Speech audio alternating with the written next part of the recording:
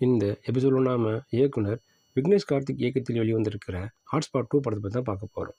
இந்த படத்தோட கதையை பற்றி பார்த்தோம்னா, ஹாட்ஸ்பாட் முதல் பாகத்தில் பிரபல தயாரிப்பாளரின் மகள் பிரகிடாவை காதலிக்கும் விக்னேஷ் கார்த்திக் அந்த தயாரிப்பாளரிடம் சென்று 4 கதைகளை கூறி முடித்து காதல் கதையின் கட்டை அவிழ்ப்பார். அதிலிருந்து இரண்டாம் பாதி தொடங்குது. பிரகிடா விக்னேஷ் கார்த்திக் திருமணம் நடந்து முடிய இருவருக்கும் முதலிரவு ஏற்பாடு நடக்குது.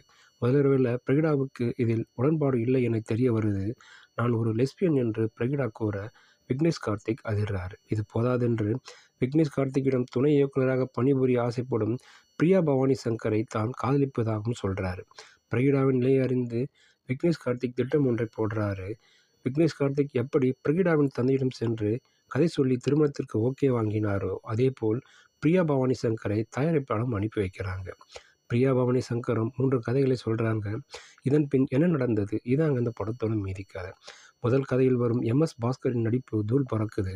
இரண்டாம் கதையில் தம்பி ராமையாவின் நடிப்பு பட்டை கிளப்புன்னு சொல்லலாம். மூன்றாம் கதையில் அஸ்வின் பவானி செய்யும் காதல் கூட்டணியில் காட்சிகள் கலகலப்பாக நகருது.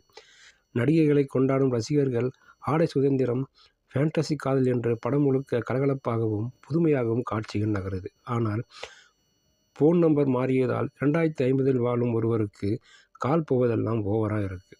நடிகைகளின் மிகையான நடிப்பு பலம், லாஜிக் மீறல்கள் பலவீனம் சொல்லலாம். வித்தியாசமான கதைக்களத்தில் அனைத்து அம்சங்களையும் கலவையாகவும் சமூக கருத்துக்களை கொண்ட படமாகவும் இயக்கி கவனம் எடுத்திருக்கிறார் இயக்குனர்.